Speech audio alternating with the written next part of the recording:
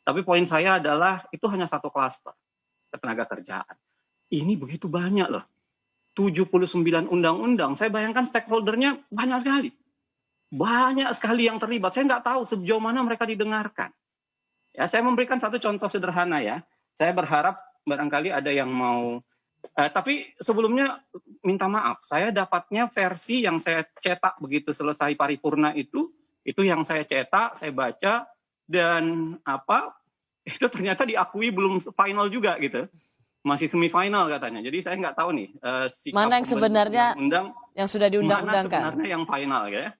Saya ingin menceritakan begini. Jadi agak bahaya loh sebenarnya kita membiarkan praktik yang namanya undang-undang itu setelah diadakan persetujuan itu masih dilakukan perbaikan-perbaikan narasi, perbaikan-perbaikan huruf. Itu bahaya loh.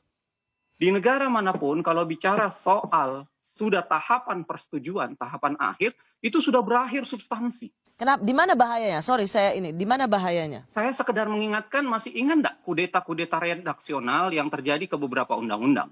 Ya, masih ingat kejadian penambahan ayat di Undang-Undang Tembakau? Kita tentu harusnya teman-teman masih ingat nih.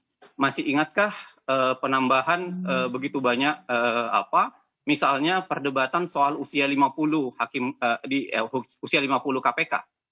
Yang di situ ditulisnya 50 di dalam kurung 40 gitu. Lalu dilakukan perbaikan. Ini 40 atau 50. Pemerintah waktu itu mengatakan itu tetap 40, tidak dibahas.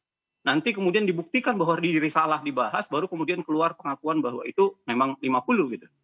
Coba bayangkan, dan itu sudah tahapan pengesahan. Tahapan persetujuan. Tahapan persetujuan itu akhir dari substansi. Karena berikutnya itu pengesahan dan pengundangan, itu sudah tahapan teknis administratif.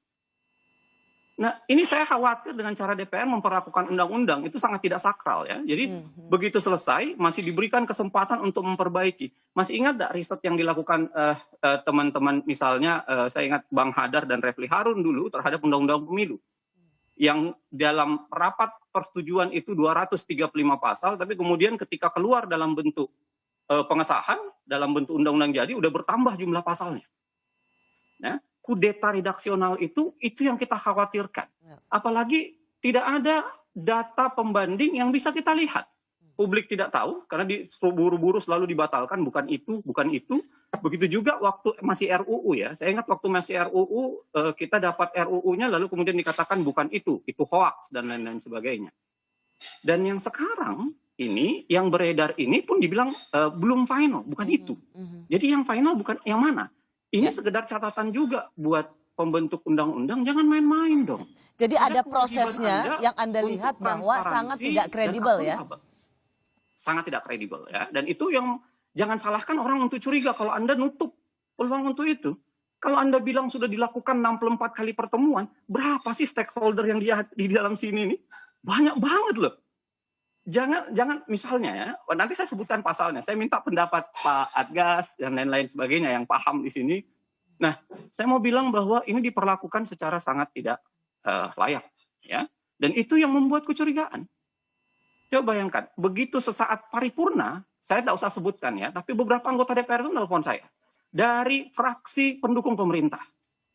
Jadi jangan bilang dari fraksi oposisi ya, pendukung pemerintah yang mengatakan, Mas, kok bisa paripurna kami tidak mendapatkan draft akhir?